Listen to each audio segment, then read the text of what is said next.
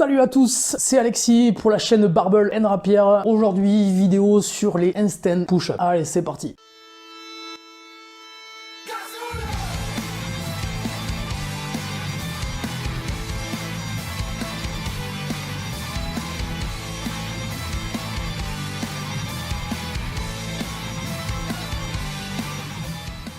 Salut à tous. Alors, les handstand push-up. Si vous êtes dans le monde du crossfit ou du cross-training ou peu importe, vous connaissez sûrement ce mouvement qui est un mouvement au début qui fait peur et assez bizarre. Ce sont des pompes vraiment à la verticale contre un mur. Donc, les handstand push-up, souvent, c'est assez compliqué au début ou alors juste la position d'aller sur le mur, d'être en bras tendus, la position en handstand contre le mur peut être compliqué. Nous avons deux techniques bien distinctes, bien différentes pour réaliser les handstand push-ups. Nous avons le mouvement strict, c'est-à-dire que les jambes sont droites et ne bougent pas, donc nous n'utilisons que la force du haut du corps, la force de presse des épaules.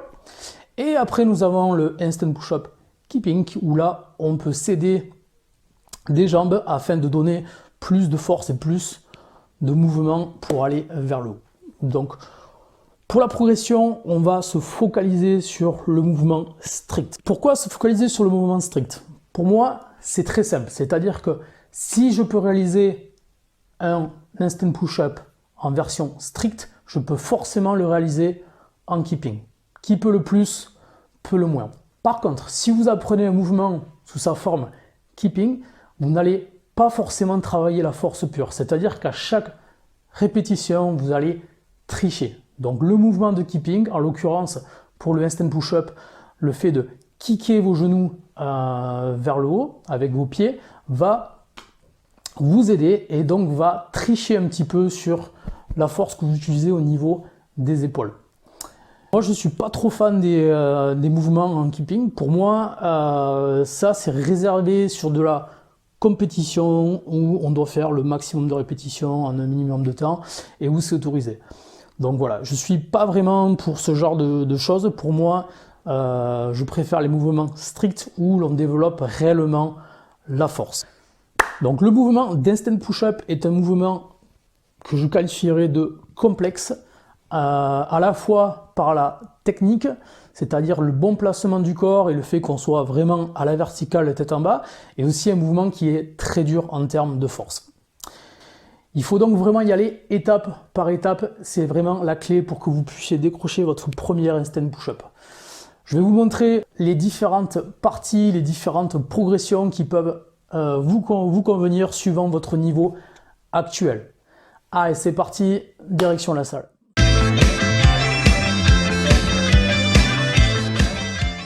Donc nous voilà de retour ici au CrossFit Jena, au loft, toujours à Vienne et toujours en Autriche. Aujourd'hui, on va voir donc à la salle les handstand push-up. On va parler d'abord échauffement, ce qui est très important pour ce mouvement. Ensuite, on va parler technique. On va parler surtout de placement, parce que la technique vient en partie par rapport au placement que vous avez, que ce soit au niveau des mains, au niveau du sol, par rapport au mur, la distance que vous prenez. Et ensuite, quand vous bougez pendant le mouvement, en fait, par rapport surtout à votre corps. Après les positions, on va voir l'exécution du mouvement. Donc là, on va parler plutôt technique. Et après, on viendra sur les différentes options, que ce soit des options plus faciles qui vont vous permettre de progresser si vous n'avez pas encore votre première handstand push-up, ou des options un peu plus difficiles qui vont vous aider en fait à progresser, c'est-à-dire à améliorer votre force pour ce mouvement. Allez les amis, c'est parti, on va s'échauffer.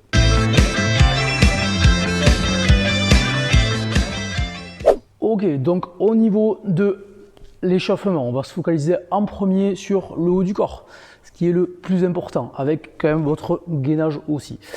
On va commencer par les poignets. Donc pour les poignets, moi je démarre les bras tendus, je mets mes mains bien en dessous des épaules et je vais faire un léger balancement entre vers l'avant et vers l'arrière. Donc si je suis en arrière, comme ceci, en fait ça relâche le poids, la pression qu'il y a sur mon poignet. Par contre si je vais en avant, bras tendus, je vais mettre un petit peu plus de pression sur mes poignets et du coup je vais pouvoir commencer à venir solliciter un petit peu mon articulation. J'essaie de garder les bras tendus et les mains en contact avec le sol. Je vais vous montrer la même chose de côté. Donc, bras tendus, dos droit, vers l'avant, puis vers l'arrière. Donc j'active vers l'avant, je relâche vers l'arrière. Ok, on essaie de le faire à peu près 6 à 8 fois, lentement. Ensuite, on va faire des petits cercles avec vos épaules. Voilà, on va changer un petit peu la direction. En faisant des cercles, là, on va venir sur tous les axes, toutes les directions au niveau de vos poignets. Ok, donc ça, c'est la première partie. Maintenant, on va venir changer la position des mains. Ça va être un petit peu plus avancé. Et si vous n'êtes pas habitué, ça va être un petit peu plus dur pour vos poignets. Donc, on va y aller très lentement, très doucement. On va changer la position. Donc, juste avant, j'avais les doigts vers l'avant. Et là, je vais venir avec les doigts vers l'arrière. Ok. Donc, dans cette position, je vais relâcher vers l'avant. Donc là, c'est un petit peu plus facile. Et si je vais vers l'arrière avec mes épaules, là, ça va être un petit peu plus dur, que ce soit au niveau du poignet ou au niveau ici, là, des coudes. Normalement, vous devrez sentir une légère tension ici à l'intérieur du coude, ce qui est normal. On va aller le plus en arrière possible. On garde les mains, la paume des mains en contact avec le sol. Et on revient vers l'avant. Et ça, on alterne encore entre 6 et 8 fois. Donc, très lentement.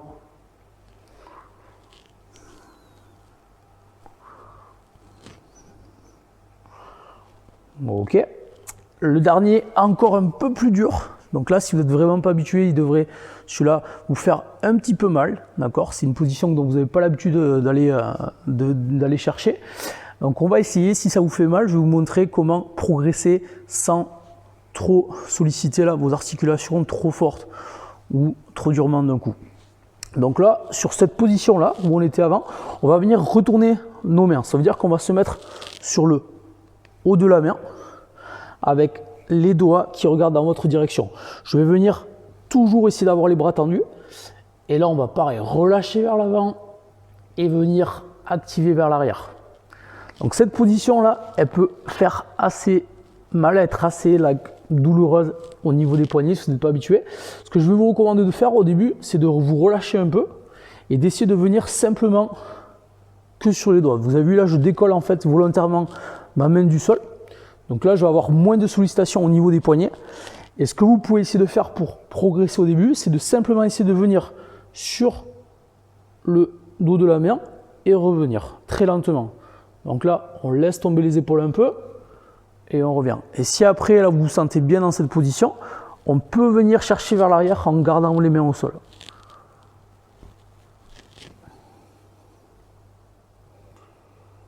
Ok. Donc ça, c'était pour les poignets. Maintenant, on va se focaliser sur les épaules. D'accord? Les épaules, l'activation des épaules et des omoplates, qui est vraiment très important. Donc là, je vais me mettre en position de pompe, c'est-à-dire bras tendus avec les mains en dessous des épaules. Et je vais venir juste m'amuser, hop, avec l'activation des épaules et les épaules passives. C'est-à-dire que je vais simplement bouger mes omoplates et que mes omoplates. Tout le reste de mon corps doit rester droit, avec un dos bien droit et les jambes ensemble. Je vous montre de côté et de face. Alors de côté, donc là je suis en position de pompe, je vais venir resserrer mes omoplates et presser. Actif, passif, actif, passif. Donc là pareil, vous le faites entre 6 et 8 fois. Donc si je vous montre la position de face, et ça va être la même chose. Donc on va avoir une position ici comme une position de pompe avec activation des épaules et je presse. Actif, passif, actif, passif. Ok, donc là on était sur les épaules. Maintenant ce qu'on va faire, c'est qu'on va chercher à venir à presser un petit peu. On va partir de cette même position qu'on avait, donc bras tendus avec une activation des épaules, et on va venir 3 secondes aller lentement au sol en gardant bien le dos droit, jusqu'à ce que ma poitrine en fait touche le sol. Je prends 1 seconde de pause au sol et là j'essaie de faire une pompe en remontant le plus vite possible vers le haut. Si cette position, si ce mouvement de pompe est difficile, on va donc l'effectuer sur vos genoux. Je vous montre les deux options pour l'échauffement là de la mouvement de presse en position de pompe. C'est parti. Je vous montre de côté. Donc je suis sur ma position de pompe, je vais venir activer mes épaules et là je vais venir lentement vers le sol. Je vais bien resserrer mes coudes pendant le mouvement. Je vous montre 2 fois. 3, 2, 1. Je touche le sol avec hop, ici tout mon corps et là je vais venir remonter. D'accord? Je vous montre une deuxième fois avec une pompe sur les genoux. Donc 3, 2, 1, je contrôle, je relâche au sol et là je vais venir sur mes genoux. Pareil, je serre bien mon ventre pour rester bien droit avec mon corps et je vais venir faire ma pompe sur les genoux. Je reviens sur mes orteils et je redémarre. C'est parti. 3, 2, 1 et là j'essaie de remonter hop, rapidement. Donc là on va l'effectuer ça aussi 6 fois. D'accord? Donc on contrôle bien la descente et je veux que là vous essayez de bien resserrer les coudes. Je vous montre de face et là vous allez faire attention à la position de mes coudes. C'est parti. De face, je resserre bien les coudes, je relâche au niveau du sol et je remonte. Ok, donc là vous m'en faites 6, ça va bien échauffer un petit peu vos coudes et surtout vos épaules.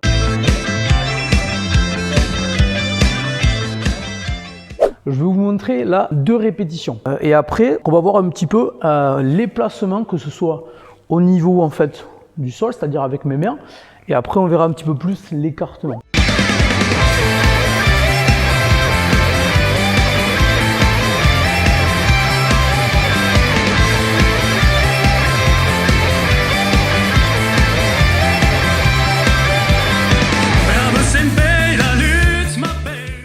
Ok les amis, donc là je suis au-dessus de la box et je vais utiliser donc du coup la craie là pour vous montrer la position des mains. Donc là je mets mes 2 mains sur la box, sur la même ligne, comme ceci, et donc je vais mettre des croix, voilà, à la place des mains. Donc là vous pouvez bien voir la ligne qui est droite. Et donc devant on va venir mettre la tête. Donc là je vais faire un cercle, comme ceci. Donc voilà notre triangle. Comme vous pouvez voir, là je fais la forme de triangle, donc nous avons les mains sur la même ligne, comme ceci, et nous avons la tête qui est devant dans le cercle. Donc voilà la position que l'on va chercher à avoir tout simplement. Souvent l'erreur que je vois, c'est que vous mettez la tête, comme je vous montre là, en fait sur la même ligne des mains, quand vous descendez, et en fait c'est une erreur qui est assez fréquente, parce que là du coup, vous n'allez pas forcément bien utiliser la force au niveau des épaules, et vous allez avoir les coudes qui vont être vers l'extérieur. Donc on va vraiment chercher à avoir la tête qui est devant, comme je vous montre là, et pas entre les mains, tout simplement. Voilà pour le placement et la forme de triangle. Donc là vous avez une vue du dessus sur en fait la position que je vais avoir quand je vais être contre le mur au niveau des mains. Bien souvent, ce que je vois, c'est que cet espace, il est soit trop proche du mur, soit trop écarté. Deuxièmement, souvent, c'est aussi la position des mains, c'est-à-dire qu'elle est souvent trop écartée et plus rarement trop serrée. Mais souvent, vous avez les mains qui sont en fait beaucoup trop larges, ce qui devrait en être. Donc, au niveau de la place entre vous et le mur, souvenez-vous toujours de notre triangle. Nous avons notre tête qui va devoir arriver ici. Donc, si on prend le mur, on va être un petit peu plus devant. Et donc, mes mains ne peuvent pas être ici. Parce que si je mets mes mains trop proches du mur, là, et bien du coup, je ne vais plus pouvoir avoir mon triangle. Ça va être un petit problème. Donc, c'est pour ça qu'il vaut mieux que vous soyez un petit peu plus encore derrière pour pouvoir après respecter sur la descente votre triangle.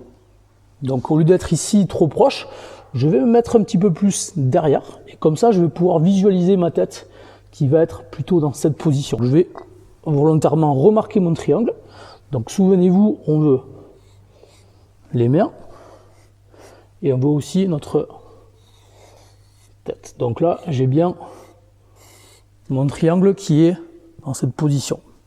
Ok, donc je sais que mes mains ne peuvent pas aller trop proche du mur parce qu'il faut quand même qu'il y ait un décalage entre la position de ma tête et l'alignement des mains.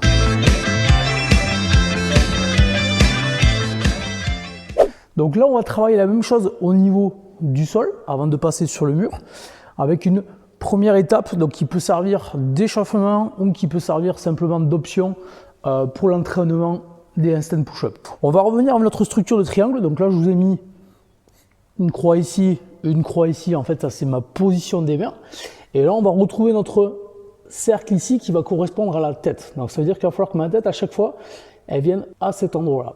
Ok? Donc là, on va prendre la position des mains qui est un peu plus large que les épaules. Et on va venir vers l'avant avec la tête. Au niveau de la position, on va avoir une position avec les hanches et les fesses qui vont être vraiment vers le haut. Donc c'est une différence sur la position de pompe normale. Donc là, on va venir chercher de un peu plus de verticalité. Donc je vous montre, on va prendre largeur des mains un peu plus large que les épaules. On va mettre les doigts de pied, donc mes pieds ensemble, et on va venir rapprocher les doigts de pied volontairement pour avoir les hanches et les épaules qui se relèvent. On va garder la tête entre les épaules et on va bien regarder les doigts de pied. Maintenant, pour le mouvement, on va aller vers l'avant avec la tête et on va bien resserrer les coudes. Hop, et on represse. Donc, ma tête vient un petit peu vers l'avant et je vais bien resserrer mes coudes. Je vais vous montrer de côté et je vais surtout vous montrer là l'option si le fait d'aller vraiment tout en bas est trop difficile. Donc, on va volontairement effectuer que la moitié du mouvement. Je vous montre de côté. Donc, les pieds ensemble, je rapproche les pieds des mains, je regarde bien mes orteils, et là, je vais venir seulement à moitié. Et je represse. À moitié. Donc là, ça va vous aider en fait à développer votre force. Si le fait d'aller tout en bas est trop difficile pour l'instant, eh bien, on va simplement développer la force à moitié. Très simple.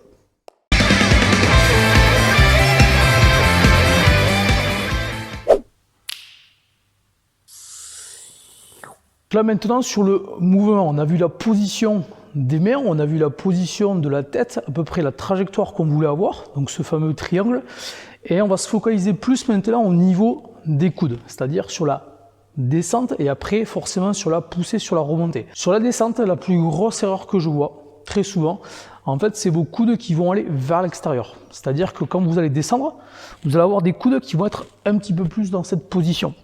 Vous voyez, ils sont vers l'extérieur.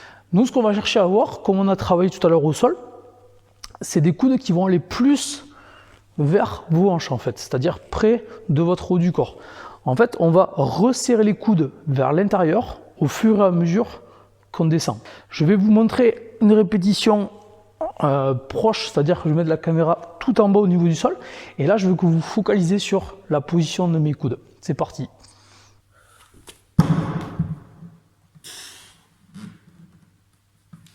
Ok, donc on va regarder la vidéo ensemble, un petit peu au ralenti, et là, on va bien faire attention à la position des coudes. C'est parti. Là, vous pouvez voir que mes coudes, en fait, restent bien dans l'axe de mes poignets. Et ça, c'est vraiment ce qu'on recherche. C'est-à-dire de ne pas avoir des coudes qui vont vers l'extérieur. La deuxième erreur que je vois très souvent, c'est la position du corps. Donc là, on va regarder 2 répétitions. La première répétition, c'est moi il y a très longtemps, c'était moi il y a 4 ans, voilà, à peu près un peu plus de 4 ans, ouais. Donc voilà, regardons ensemble cette vidéo, c'est parti.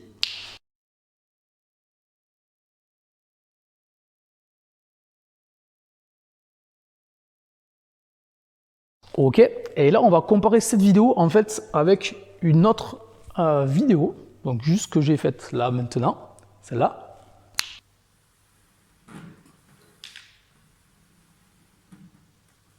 Donc là, sur ces 2 vidéos-là, il y a quelque chose qui doit vous marquer très nettement, hormis le style vestimentaire et mon petit leggings, mais c'est surtout la position de mes jambes. Sur la première vidéo, à ce moment-là, j'avais quand même déjà une assez bonne force du haut du corps, parce que les mouvements de presse, c'est les mouvements ou les pompes, tout simplement, c'est les mouvements où j'ai toujours eu assez d'expérience et assez de force, mais j'étais nouveau par rapport à la technique, c'est-à-dire que j'avais pas, c'était mes premiers instant push-up, littéralement, les premières fois où vraiment j'allais faire ce mouvement-là.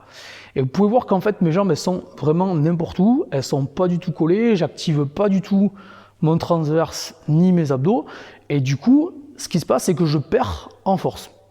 C'est-à-dire que le transfert de la force en fait, quand je presse contre le sol avec mes épaules et mes bras, en fait mon corps ne prend pas forcément. Vous voyez, je lutte, mes jambes partent un peu à gauche, à droite, et donc là j'ai une perte de force vraiment, mais horrible. Ça veut dire que je suis obligé presque de doubler ma force pour pouvoir me surélever.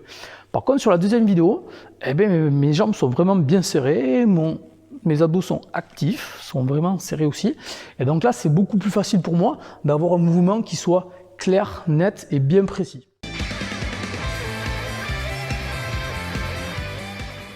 Ok, donc maintenant qu'on a vu les deux erreurs principales, il va être temps en fait de progresser. C'est-à-dire que, hormis la technique, il y a bien souvent, bien entendu, la force qui va être un problème pour vous. Ce qui est normal. Au début, quand on est nouveau sur ce genre de mouvement, surtout au poids de corps, comme par exemple les pompes ou les tractions, la force est aussi un vrai souci, un vrai problème, ce qui est normal. Pour progresser, on va utiliser ce que moi j'appelle la méthode négative. C'est-à-dire qu'on va garder le mouvement. Par contre, on va se focaliser que sur la descente, c'est-à-dire sur la partie négative du mouvement. On a sur chaque mouvement une partie négative et une partie active. Je vous montre la vidéo et je vous mets juste à quel moment c'est une partie négative et à quel moment, bien sûr, je passe sur la partie active. C'est parti.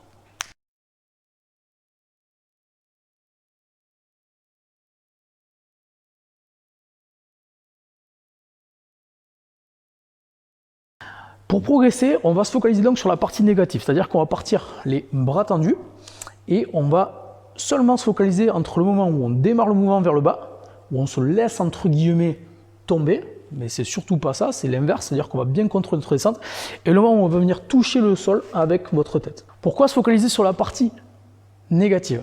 Parce que dans un premier temps, ça va vous permettre de bien être à l'aise sur les positions, et ça va vous permettre de bien prendre conscience en fait du mouvement.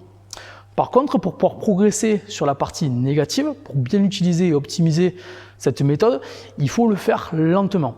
Donc on va contrôler notre descente. Et rien qu'en contrôlant notre descente, volontairement, on est déjà en train de travailler. Donc si vous ne pouvez pas pour l'instant effectuer un instant push-up, c'est-à-dire que vous n'avez pas la force sur la partie active de presser et de remonter, eh bien on va simplement se focaliser sur la partie négative avec 3 secondes pour descendre. Maintenant, on va prendre ces petits abmats. Donc si vous êtes dans une salle de crossfit ou dans une salle de sport qui se respecte un peu, normalement vous devriez avoir ce genre de choses. Donc ce sont des matelas spéciaux qu'on utilise pour faire des abdos, des sit-ups. Donc voilà, c'est tout bête, mais moi je m'en sers surtout pour les membres, pour les options vis-à-vis des instant push-up. Pour les abdos un petit peu, mais c'est sûrement cher pour ce que c'est, honnêtement. Je pense que c'est cher pour juste faire quelques abdos. On peut faire plein d'abdos sans matériel. Par contre, pour les instant push-up, ça nous aide beaucoup pour progresser. Ce qu'on va faire avec ça, c'est qu'en fait, on va les mettre au milieu, entre vos mains, à l'endroit où normalement vient votre tête. Et donc là, on va réduire la distance qu'il y a entre votre tête et les bras tendus et le sol que normalement on doit toucher.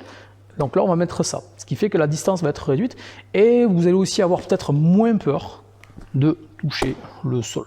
Ok, donc on peut démarrer avec 2 voire même 3. Moi j'ai des membres des fois, des athlètes ici à la salle, quand ils démarrent, et bien, je leur mets 3 matelas et quand ils progressent, et bien, j'en mets plus que 2 et après j'en laisse qu'un. Voilà un petit peu pour démarrer. Je vais vous montrer, je vais en prendre 2. Ok, et je vais vous montrer contre le mur un petit peu mes progressions. Souvenez-vous, donc on est sur des répétitions en contrôle négatif, d'accord, avec 3 secondes de descente. Allez, c'est parti.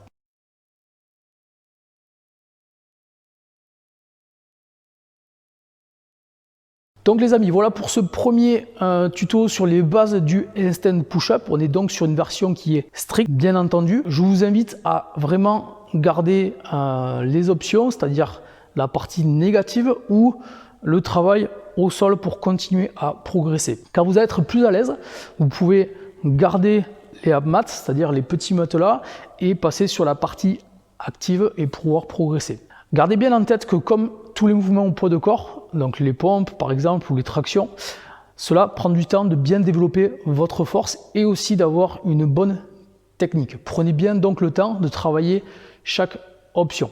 Si jamais vous avez des retours, des questions ou des observations, n'hésitez pas à me les mettre en commentaire.